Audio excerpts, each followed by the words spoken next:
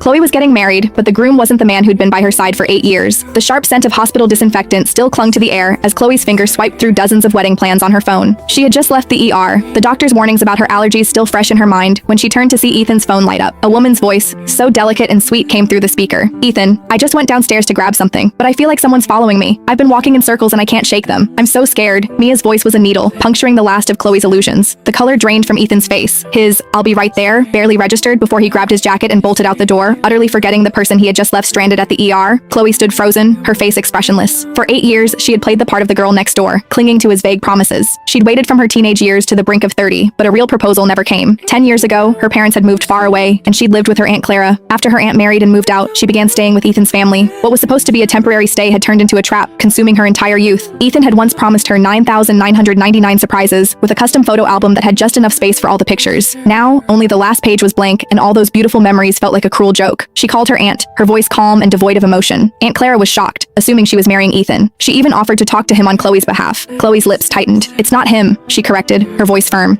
"It's an arranged match. I haven't even met the guy. 8 years, and you two have just been dragging things on in this gray area?" Aunt Clara's sigh crackled over the phone. "If he really cared about you, he would have proposed long ago." A faint, detached smile touched Chloe's lips. "It's okay, Auntie. I don't have any more of my youth to waste." After hanging up, she set a 3-day countdown on her phone. The next day, she had her mother send a package of local specialties, partly as a thank you gift for her aunt's decade of care, and partly as a final, definitive end to her 8-year relationship. As the delivery truck arrived, she ran into Ethan and Mia. They were each carrying bags of groceries and household items, including a carton of authentic Vermont maple syrup that Mia had been raving about. Mia was clinging to Ethan's arm, the intimacy in her eyes impossible to hide. They looked for all the world like a couple head over heels in love. Aunt Clara came downstairs to meet her. Just as she was about to speak, Chloe cut in. "The gift from my mom is here. Make sure you check the expiration dates." She never once looked at Ethan, her tone as flat as if she were discussing something trivial. Ethan, however, rushed to explain. "Chloe, don't get the wrong idea. Mia's old apartment building wasn't safe, so I helped her find a new place. I had no idea it was in the same complex as your aunt. Why did you buy so much stuff?" "You don't have to explain yourself to me," Chloe said, directing the driver to carry the packages upstairs. Her finger traced the address on the shipping label. "My mom packed them. We're not sure when we'll be back, so she packed extra." Ethan, visibly relieved that she wasn't angry, added, "The north suburbs aren't far. Just let me know whenever you want to come over." He still didn't know that this time, Chloe was moving out for good. Aunt Clara's expression darkened as she watched Ethan dote on Mia. It was Mia who finally broke the awkward silence. Ethan immediately told the delivery driver to wait, saying they didn't have much and would take the elevator first. Chloe stepped aside and watched the elevator doors slide shut. In that moment, she saw a reflection of her former self in Mia. When her aunt had moved out, Ethan had been just as attentive, running around to help her move boxes and fix appliances, smiling as he welcomed the future lady of the house home. But how things had changed. Chloe sent Ethan a text asking when he'd be back. The voice message he sent in reply almost instantly was from Mia. Her voice was cloying and sweet. "Chloe, Ethan is helping me with the wiring. The apartment's never been lived in, so there's a lot to fix up. You should go home. Don't want you holding us up."